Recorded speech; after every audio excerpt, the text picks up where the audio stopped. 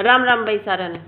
अक्सर आपने देखा होगा कि बहुत से लोग यानी हम सब किसी भी इंसान के प्रति अपनी मनचाही राय पैदा कर लिया, हाँ एक सोच बना लिया हाँ कि यो इंसान ऐसा है, लेकिन कदे भी उस इंसान की परेशानी की समझने की कोशिश नहीं कर दे कि यो फैसला इस इंसान ने किस परिस्थिति में लिया होगा। क्योंकि कोई भी इंसान अपने आप गलत करना नहीं चाहता। बहुत से ऐसे कारण हुए हैं कि उनने कुछ गलत फैसला लेना पड़ा है या उनकी अपनी अलग सोच हुए है। गलत कोई भी इंसान नहीं होता, हर इंसान की सोच अलग हुआ है। तो किसी के बारे में भी अपनी राय खुद बना लेना बहुत गलत है। पहले इंसान तक मिलो, बातचीत करो, उसका व्यवहार देखो और फिर उस इंसान के बारे में अपनी राय बनाओ। तो कदे भी बिना देखे किसी के बारे में गलत नहीं बोलना चाहिए, यानी एक गलत राय नहीं बनानी चाहिए। इसी प्रकार एक डाकिया जो हर रोज डाक बंडा करता, लेटर बंडा करता, एक दिन एक नए पते का लेटर उसके डाक खाने में आया।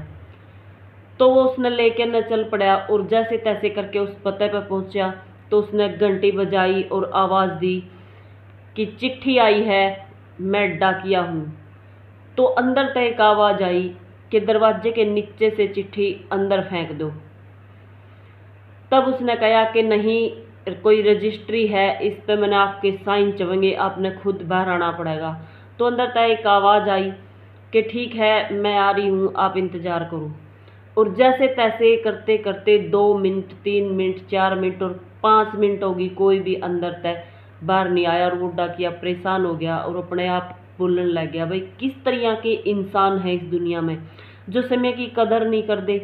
किसी इंसान के समय की उन्हें कोई कदर नहीं है, ये ध्यान नहीं देने भाई बंदा बाहर इंतजार कर रहा है। एक बार बोला हाँ मैं आ रही हूँ, लेकिन दोबारा तक कोई नहीं आया। यानी वो उसकी बहुत भला बुरा कहने लग गया, उसके बारे में बहुत कुछ सोचने लग गया कि दुनिया कितनी पागल हो चुकी है, किसी तरफ कोई ध्यान नहीं देंदे, कोई बार बोलने लग रहा है, सिर्फ अपने काम में, अपने फ़ोन में, मस्ती में ध्यान है। मैं कब से इंतज़ार कर रहा हूँ, मेरे समय की इसने कोई कदर नहीं है। तो वो उसके बारे में बहुत बहुत गलत बोलने लग गया। तो उसने इंतज़ार करा और फिर कहा कि कोई है तो जल्दी आओ वरना मैं वापस जा रहा हूँ। तो फिर एक आवाज़ आई, बस 1 मिनट रुको, मैं अभी आ रही हूँ। तो जैसे ही दरवाज़ा खुला, एक लड़की जिसके पैर नहीं थे, वो जैसे तैसे करके गेट तक पहुंची होगी और उसने कुंडी खोली होगी। तो आप अंदाज़ा लगा सको उसने कितना टाइम लगा होगा। और ये सब देख के वो जो डाकिया था एकदम तय शर्मिंदा हो गया। उसने सोचा देखो मैं क्या क्या सोच रहा था और ये लड़की बिना पैर के है या यहाँ तक आई है। तो उसने बहुत शर्मिंदगी महसूस हुई। उसने उसकी चिट्ठी दी, साइन करवाई और चला गया।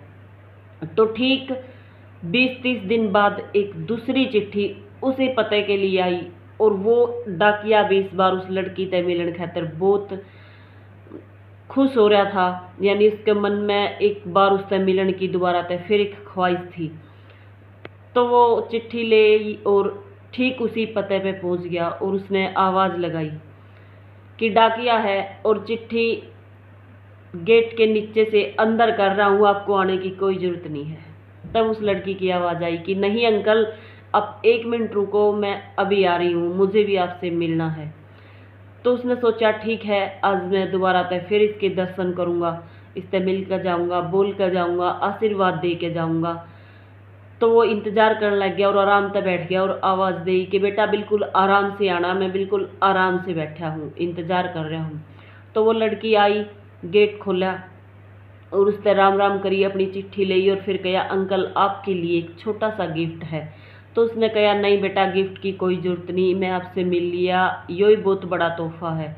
तो उसने बार बार कहा कि नहीं अंकल, मैं आपको यो गिफ्ट देना चाहूँ, मैंने बहुत खुशी होगी।